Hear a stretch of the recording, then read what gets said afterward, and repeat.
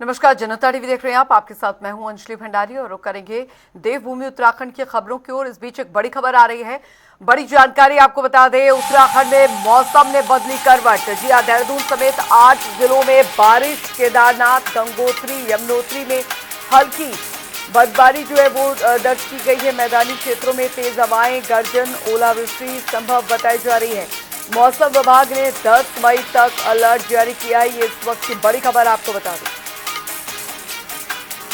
तो उत्तराखंड में मौसम ने एक बार फिर करवट बदली है। उत्तराखंड में देहरादून समेत 8 जिलों में बारिश हो रही है। जानकारी फिलहाल केदारनाथ, गंगोत्री, यमुनोत्री में हल्की बर्फ गिरी है। मैदानी क्षेत्रों में तेज हवाएं, गर्जन और ओलावृष्टि संभव मानी जा रही है। मौसम विभाग ने 10 मई तक अलर्ट जारी किया है।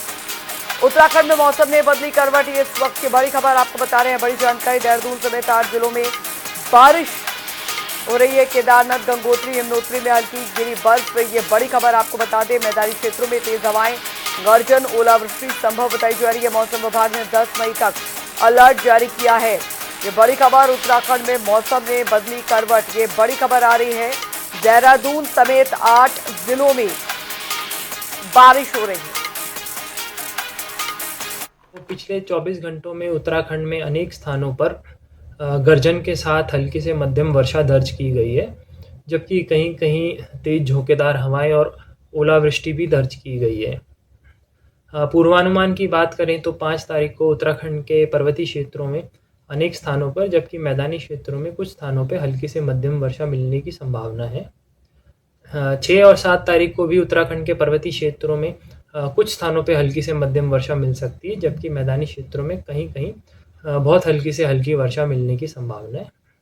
8 तारीख के बाद से देखेंगे कि जो वेदर एक्टिविटी है उसमें काफ़ी कमी आ जाएगी।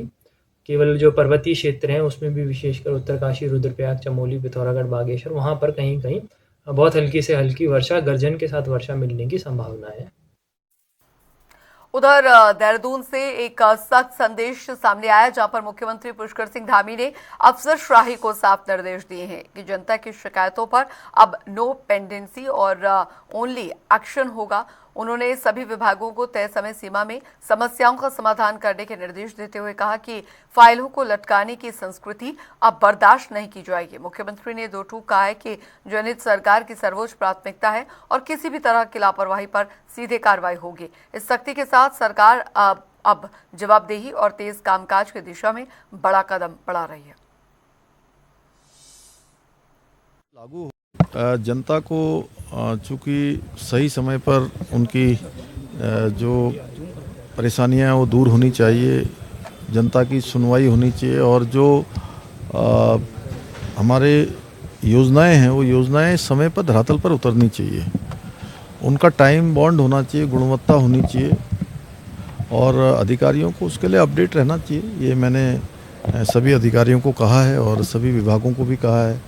जिनके विभागों में जो भी पेंडेंसियां हैं वो पेंडेंसियां समाप्त होनी चाहिए। नो पेंडेंसी हमारा जो है ध्येय वाक्य होकर उसको हमें अपने काम में लाना चाहिए। सर, पिछले साल आपने क्या उधर देहरादून में मुख्यमंत्री पुष्कर सिंह धामी ने पश्चिम बंगाल में मिली जीत को ऐतिहासिक बताते हुए कहा कि ये केवल चुनावी सफलता नहीं बल्कि जनता के विश्वास और बदलाव की जीत है।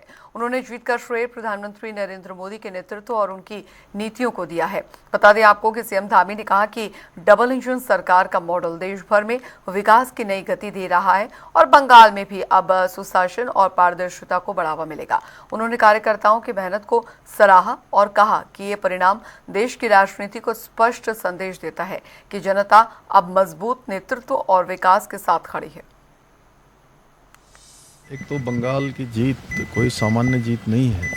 ये वहाँ की जनता की आशाओं की, आकांक्षाओं की और हमारे प्रधानमंत्री नरेंद्र मोदी जी के नेतृत्व में जो आज पूरे देश के अंदर डबल इंजन की सरकारें विकास का पर्याय बन चुकी हैं, सुशासन का पर्याय बन चुकी हैं और लंबे समय बाद बंगाल भी उस दिशा में चला है। और यूसीसी उत्तराखंड में 2022 के आम चुनाव में आदरणीय प्रधानमंत्री श्री नरेंद्र मोदी जी के नेतृत्व में उत्तराखंड के जनता के साथ दिया गया वचन था, जो देवभूमि उत्तराखंड में लागू हुआ। और जब ये लागू हो रहा था तो उस समय मैंने कहा था कि जिस प्रकार से गंगा देवभूमि से निकलकर, गौमुख से निकलकर पूरे देश को जल और जीवन देने का काम करती है, उसी प्रकार से यूसीसी की गंगा भी देवभूमि उत्तराखंड से निकलकर पूरे देश के अन्य राज्यों को भी लाभ देगी और वो अब दिखाई देने लगा है। धीरे धीरे सभी राज्य उस दिशा में आगे बढ़ रहे हैं और हमारे प्रधानमंत्री जी ने भी कहा है कि अब यूसीसी देश की आवश्यकता हो गया है। उधर हरिद्वार में आपको बता दें, कुंभ मेला 2027 की तैयारियों को लेकर सरकार ने रफ्तार तेज कर दी है और इसी कड़ी में शहरी विकास मंत्री राम सिंह खेड़ा ने मेला नियंत्रण भवन में अधिकारियों के साथ अहम समीक्षा बैठक की, जहां श्रद्धालुओं की भारी भीड़ को ध्यान में रखते हुए व्यवस्थाओं और निर्माण कार्यों की प्रगति पर विस्तार से चर्चा हुई। बैठक में मेलाधिकारी सोनिका और साथ ही अन्य वरिष्ठ अधिकारी मौजूद रहे, जिन्हें समयबद्ध तरीके से सभी कार्य पूरे करने और साथ ही किसी भी तरह की कमी न छोड़ने के सख्त निर्देश दिए गए। प्रशासन का लक्ष्य है कि कुंभ मेला 2027 को भव्य, दिव्य और सुव्यवस्थित बनाया जाए। कुंभ की तैयारी को लेकर के आज यहाँ पर हरिद्वार में समीक्षा बैठक मैंने रखी थी, जिसमें पीडब्ल्यूडी से लेकर के पेयजल निगम, जल संस्थान और जल निगम, रोडवेज, बिजली से लेकर के सभी विभाग यहाँ पर मैंने बुलाए थे और हमारी सरकार माननीय पुष्कर धामी जी के नेतृत्व में इस कुंभ मेले को ऐतिहासिक बनाने की तैयारी में लगी है। निश्चित रूप से मैंने सभी विभाग के अधिकारियों को यहाँ पर इसलिए बुलाया था कि मेले के दौरान किसी भी यानी कि जो बाहर से यहाँ पर तीर्थयात्री आते हैं, हमारा तीर्थ स्थल है और यहाँ पर किसी भी तीर्थयात्री को किसी भी प्रकार की परेशानी न हो, इस उद्देश्य से आज मैंने समीक्षा बैठक रखी थी और सभी अधिकारियों को स्पष्ट शब्दों में मैंने कहा है जिसको जो भी जिम्मेदारी मिली है उस जिम्मेदारी का निर्वहन करें और इन टाइम जो काम करने की समय सीमा आपको दी गई है उस समय सीमा के अंदर आप काम को तैयार करें, जिससे कि इस मेले को हम ऐतिहासिक बना सकें और पूरी दुनिया में, पूरे भारतवर्ष में इस कुंभ का एक अच्छा संदेश जाए। उधर आपको बता दें, उत्तराखंड की सियासत में कथित पत्र को लेकर आरोप प्रत्यारोप तेज हो गए हैं। विधायक अरविंद पांडे के नाम से वायरल पत्र पर भाजपा के कांग्रेस पर तीखा हमला बोला है और बीजेपी प्रदेश अध्यक्ष महेंद्र भट्ट ने कहा है कि जिस पत्र को खुद संबंधित व्यक्ति नकार रहा है उसे मुद्दा बनाकर कांग्रेस ने अपनी ही किरकिरी कराई है। उन्होंने कांग्रेस अध्यक्ष पर निशाना साधते हुए कहा कि एक राष्ट्रीय पार्टी के नेता को ऐसे हथकंडों से बचना चाहिए। भट्ट ने कहा, साफ किया है कि इस मुद्दे पर कांग्रेस का कोई नैतिक अधिकार नहीं बनता और मीडिया में बढ़ा चढ़ाकर पेश करना उनकी राजनीतिक हताशा को दर्शाता है। तो कांग्रेस के अध्यक्ष जी को इस प्रकार के हथकंडों से बचना चाहिए। वो राष्ट्रीय पार्टी के अध्यक्ष हैं, किसका पत्र है? जब वो व्यक्ति पत्र को मना कर रहा है तो इससे उनकी जगह हसाई हुई है। तो मुझे नहीं लगता कि उनको इस पर कुछ बोलने का नैतिक अधिकार है। उनको स्वयं ही अब शर्मिंदगी होना चाहिए कि जिस बात के लिए उन्होंने ताल ठोकर मीडिया के सामने जिस बात को रखा था, उन्हीं व्यक्ति ने उनकी उस बात को नकार दिया है। उधर आपको बता दें कि उत्तराखंड और यूपी में एक ही दिन परीक्षा तय होने को लेकर अभ्यर्थियों के विरोध के बाद यूकेपीएससी ने बड़ा फैसला लिया है। आयोग कार्यालय के बाहर कई दिनों से धरना दे रहे अभ्यर्थियों की मांग को देखते हुए प्रवक्ता भर्ती 2025 की फिजिक्स और साथ ही साथ नागरिक शास्त्र परीक्षा फिलहाल स्थगित कर दी गई है। 9 मई को फिजिक्स और 10 मई को नागरिक शास्त्र की परीक्षा अब अगले आदेश तक नहीं होगी। ये निर्णय 4 मई 2026 को हुई आयोग की बैठक में लिया गया। यूकेपीएससी ने साफ किया है कि नई परीक्षा तिथियों की घोषणा अलग से की जाएगी। इस फैसले से हजारों अभ्यर्थियों की तैयारी प्रभावित हुई है और अब सभी उम्मीदवार नई तारीखों का इंतजार कर रहे हैं।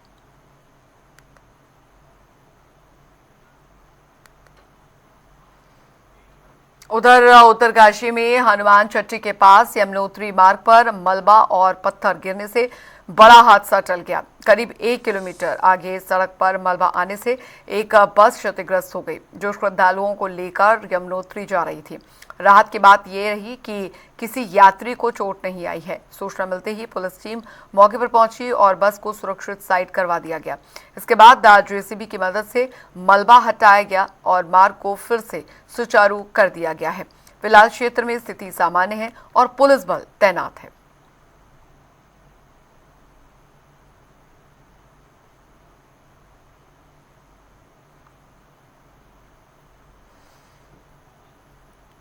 उधर कैबिनेट मंत्री प्रदीप बत्रा ने रुड़की बस स्टैंड का फीता काटकर जीर्णोद्धार कार्य का शुभारंभ किया। बता दें आपको, इस परियोजना पर लगभग 1 करोड़ रुपए की लागत आएगी, जिसके तहत बस स्टैंड को आधुनिक सुविधाओं से सुसज्जित किया जाएगा। कार्यक्रम के दौरान कैबिनेट मंत्री प्रदीप बत्रा ने कहा कि रुड़की बस स्टैंड शहर का एक महत्वपूर्ण परिवहन केंद्र है और साथ ही इसके विकास से यात्रियों को बेहतर सुविधाएं मिलेगी। उन्होंने बताया कि जीर्णोद्धार के बाद बस स्टैंड में साफ सफाई, बैठने की बेहतर व्यवस्था, आधुनिक शौचालय, पेयजल और यात्री प्रतीक्षालय जैसी सुविधाओं को प्राथमिकता दी जाएगी। बस स्टैंड का जीर्णोद्धार का कार्यक्रम शुरू हुआ है। आज यहाँ मुहूर्त किया हम लोगों ने और बहुत जल्दी एक अच्छा नया बस स्टैंड लोगों को यहाँ पर मिलेगा, मॉडल बस स्टैंड मिलेगा। इसमें सारी फैसिलिटीज़ होंगी, कैंटीन फैसिलिटी, टॉयलेट फैसिलिटी से लेकर सभी चीज़ यहाँ पर आधुनिक तरीके से बनाई जाएंगी। वो आपत्ति जताने वाले से आप पूछेंगे, ज़्यादा बेहतर है जो आपत्ति जता रहे थे। सारे बस स्टैंड अच्छे होंगे, पूरे उत्तराखंड के बस स्टैंड नए बनने जा रहे हैं, अच्छे होंगे सभी बस स्टैंड। 2 गेट हमें बनाने हैं, बाउंड्री वॉल बनाना है, प्लस इसके अंदर सीसी रोड वगैरह कुछ बनेगी। इतना प्रोजेक्ट 4 महीने में एक प्रोजेक्ट हमारा पूरा हो जाएगा। तो कितना फ़ायदा होगा इससे? पब्लिक को इसका मतलब एक सौंदर्यीकरण हो जाएगा। यहाँ पे आपको अलग लुक दिखेगी, बनने के बाद बस अड्डा दिखेगा, कुछ चीज़ बनना है यहाँ पे। बदहाल हालत है, बहुत दिक्कत बनी। इसके लिए तो एक्चुअली वो हायर अथॉरिटी बात कर पाएगी। ये 4 महीने, ये 1 करोड़ रुपये इसमें भी सैंक्शन है। कब तक तैयार होगा? 4 मंथ। उधर आपको बता दें कि मसूरी की लाइफलाइन माने जाने वाले देहरादून मसूरी मार्ग पर जल्द ही राहत की नई राह बनने जा रही है। शिव मंदिर के पास कैबिनेट मंत्री गणेश जोशी ने करीब 12 करोड़ की लागत से बनने वाले आधुनिक डबल लेन पुल का शिलान्यास किया है। बता दें आपको, 2025 की आपदा में क्षतिग्रस्त पुराने पुल के बाद ये स्थायी समाधान माना जा रहा है, जिससे पर्यटकों और स्थानीय लोगों को बहुत सुविधा मिलेगी। मंत्री ने निर्माण कार्य समय पर और गुणवत्ता के साथ पूरा करने के निर्देश दिए। वहीं स्थानीय लोगों और साथ ही व्यापारियों ने इसे जाम से राहत और पर्यटन को बढ़ावा देने वाला बड़ा कदम बताया। 16 सितंबर को क्षतिग्रस्त हो गया था। मसूरी का आवागमन पूरे क्षेत्र टूट गया था। हमने 48 घंटे के अंदर एक वैली ब्रिज बनाकर मसूरी को समर्पित किया। फिर वहां के लोगों का आग्रह हुआ कि पुल पर्याप्त नहीं है, एक और बनाइएगा, हमने उसको बनाया और आज 12 करोड़ की लागत से 2 लेन ब्रिज, जिसका शिलान्यास मेरे द्वारा यहाँ पर किया गया। मैं इसके लिए माननीय मुख्यमंत्री जी का आभार करता हूँ कि उन्होंने मेरे आग्रह पर तुरंत ये धनराशि स्वीकृत की। 4 महीने के अंदर इस पुल को पूरा करके हम मसूरी की जनता को प्रस्तुत करेंगे, ताकि आने वाले टूरिस्ट को, हमारे मसूरी के निवासियों को कोई दिक्कत न हो। क्योंकि भारतीय जनता पार्टी की सरकार सबका साथ, सबका विकास, सबका विश्वास, इस नारे को लेकर काम करती है और इससे यहाँ पे एक निर्माण कवायद शुरू करी, आज इसका शिलान्यास किया गया है और जैसे कि संबंधित विभाग ने कहा है कि 4 महीने के अंदर ये जो स्थायी पुल निर्माण होना है, पुल कंप्लीट कर दिया जाएगा। माननीय मंत्री के संज्ञान में हमने लंडौर वाला जो हमारा भूदशा वाला एरिया है, उसको भी हमने उनके संज्ञान में डाला था, क्योंकि न्यू LNMC की रिपोर्ट भी आ चुकी है और संबंधित विभाग तो मैं नहीं कह सकती, क्योंकि संबंधित विभाग तो पालिका ही है, रोड पालिका की है, लेकिन तकनीकी रूप से जो विभाग उस काम को देखेगा वो PWD हमने रिकमेंड करा है कि PWD उस काम को करे। उधर आपको बता दें, देहरादून में एक बड़े अंतर्राज्यीय ठग गिरोह का खुलासा हुआ है, जहां पर खुद को राष्ट्रीय पार्टी के वरिष्ठ नेता का निजी सचिव बताने वाला शातिर ठग पुलिस के हत्थे चढ़ गया। मामला तब सामने आया जब एक महिला जनप्रतिनिधि से 25 लाख की मांग कर 13 अप्रैल को उसके साथी के जरिए रकम ठग ली गई। शिकायत के बाद पुलिस ने तेजी से कार्रवाई करते हुए झारखंड क्षेत्र से मुख्य आरोपी कनिष्क उर्फ गौरव कुमार को गिरफ्तार कर लिया। बता दें आपको, फिलहाल पुलिस गिरोह के अन्य सदस्यों और ठगी के नेटवर्क की गहराई से जांच कर रही है।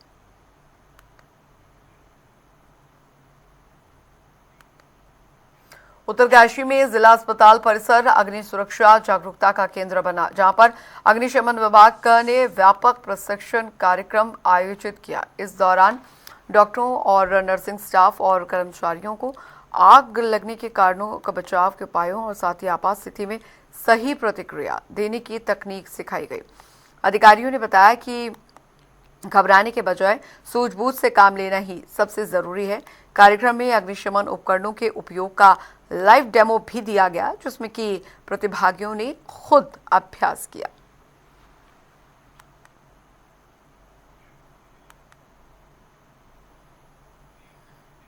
वहीं आपको बता दें कि देहरादून में कांग्रेस प्रदेश अध्यक्ष गणेश गुंदियाल ने एक बड़े साजिश के संकेत देते हुए पुलिस जांच पर जोर दिया है। उन्होंने कहा है कि इस मामले में यह पता लगाना बेहद जरूरी है कि उनके खिलाफ पहले कौन कौन सी साजिशें रची गई, किसने पैसे दिए और किसके नाम पर लेन देन हुआ।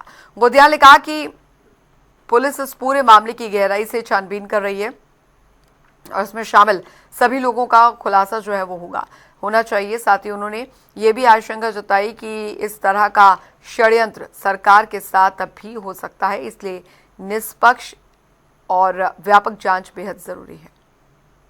करनी चाहिए कि इससे पहले मेरे खिलाफ क्या क्या हुआ, उसके बाद क्यों किसी को पैसे दिए गए, जिसने पैसे लिए उसने किस काम के लिए, जिसने दिए उसने किस काम के लिए दिए, और पुलिस इसकी छानबीन कर रही है तो पुलिस इसकी गहन जांच करे।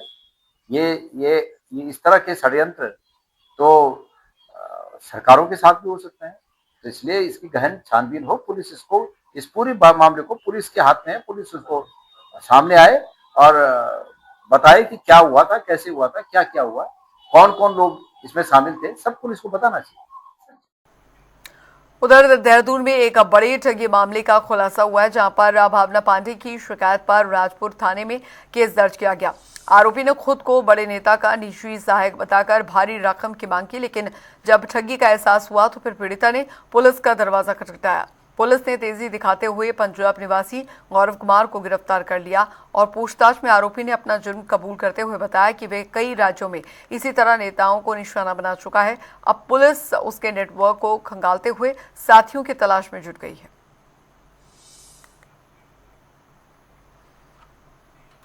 हरिद्वार के भादराबाद टोल प्लाजा पर उस वक्त माहौल गर्मा गया जब स्थानीय लोगों ने जबरन टोल वसूली के खिलाफ विरोध शुरू कर दिया। देखते ही देखते कांग्रेस विधायक रवि बहादुर और किसान नेता अपने समर्थकों के साथ मौके पर पहुंचे और धरने पर बैठ गए। विधायक ने आरोप लगाया कि स्थानीय निवासियों से नियमों के खिलाफ टोल वसूला जा रहा है, जो सरासर अन्याय है। विरोध के बीच प्रदर्शनकारियों ने टोल फ्री करवा दिया और वाहनों को बिना शुल्क गुजरने दिया।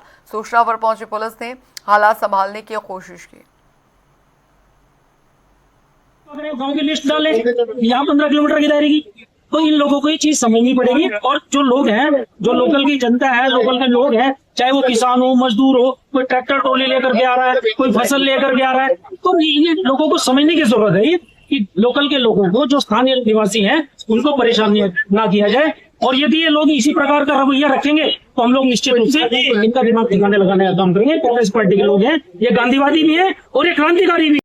और टोल वाली ऐसी परंपरा ला दी कि हम टोल भी दे रहे हैं, इनकी बदतमीजी भी झेल रहे हैं और एक एक घंटे तक जो है जाम में भी हम लोग ही फंस रहे हैं। इमरजेंसी लाइन का कोई प्रावधान नहीं है। कोई भी आपकी एम्बुलेंस आ जाए, कोई बीमार हो, उसको निकालने का कोई यहाँ पे प्रावधान नहीं है। लोकल आदमी को वो आईडी दिखा देता है, उसके बाद भी टोल काट लेते हैं। हमारी जो यहाँ की बसें चलती हैं, चाहे वो पतंजलि तक चक्कर लगा ले, उससे वही 1000 रुपये लेंगे। अरे भाई, इसका तो इतना चक्कर भी नहीं है जितना तुमने उससे पैसा काट लिया। इस टोल प्लाजा के चारों तरफ 15 किलोमीटर के अंदर जो भी लोग निवास करते हैं, उनको किसी भी तरह का टोल नहीं देना पड़ेगा। टोल मुक्त रहेंगे। लेकिन आज जिस तरह की स्थिति, इनका टेंडर किस तरह से हर 6 महीने में 8 महीने में चेंज होता रहता है, और ये आए दिन अब गाड़ियों के जब आई कार्ड भी दिखा देते हैं लोग 15 किलोमीटर के अंदर का, उसके बाद भी पैसा काटने का काम करते हैं। और वो पैसा काटने का जो ये काम कर रहे हैं वो गाड़ी के नंबर से काट लेते हैं। पैसा काटने तक अगर कोई आदमी अगले दिन आगे पूछता भी है, सेम डे पूछता भी है, तो उसके साथ यहाँ का स्टाफ बदतमीजी करता है। उधर उत्तराखंड में दरअसल लेक्चर भर्ती परीक्षा की तारीखों ने अभ्यर्थियों की चिंता बढ़ा दी है। 9 और 10 मई को प्रस्तावित परीक्षा की तारीखें यूपी अधीनस्थ सेवा चयन आयोग की परीक्षा से टकरा गईं, जिससे दोनों परीक्षाओं में आवेदन करने वाले उम्मीदवारों के सामने बड़ी मुश्किलें खड़ी हो गई।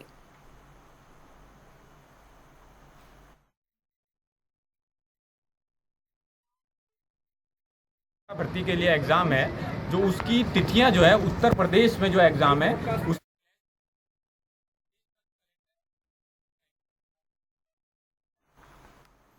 उधर आपको बता दें, खटीमा में कांग्रेस की अग्निपथ योजना के विरोध में हस्ताक्षर यात्रा का चौथा चरण जोरदार तरीके से पहुंचा, जहां पर कर्नल राम रतन नेगी के नेतृत्व में टीम का भव्य स्वागत हुआ। प्रेस वार्ता में कर्नल नेगी ने अग्निपथ योजना को युवाओं के भविष्य के साथ खिलवाड़ बताते हुए कहा कि 4 साल की सेवा के बाद युवाओं का भविष्य असुरक्षित हो जाता है। उन्होंने इसे सेना की पारंपरिक मजबूती और पहाड़ी क्षेत्र की सामाजिक आर्थिक स्थिति के लिए भी नुकसानदायक बताया। योजना जो है ये हमारे जो युवा हैं उनके रोजगार के ऊपर बहुत बड़ा आघात है। उनके रोजगार को कम कर दिया गया है और उनका भविष्य इस तरीके से खराब कर दिया गया है कि 4 साल के बाद दोबारा से बेरोजगार हो जाएंगे और दोबारा से वो नौकरी की तलाश में रहेंगे। इसी प्रकार से जो सैन्य की परंपराएं जो होती हैं, जो सालों साल ट्रेनिंग के बाद अनुशासन अनुभव के कारण और बलिदान से जो संस्थाएं बनती है, उन संस्थाओं को इससे आघात पहुंचेगा, क्योंकि ये जो कॉन्ट्रैक्ट में दिया हुआ सिपाही होगा वो कभी भी अपना पूर्ण रूप से सक्षम नहीं पाएगा अपने आप को, अपने सेना की यूनिट के लिए अपने को काबिल नहीं समझ पाता है वो, और देश के।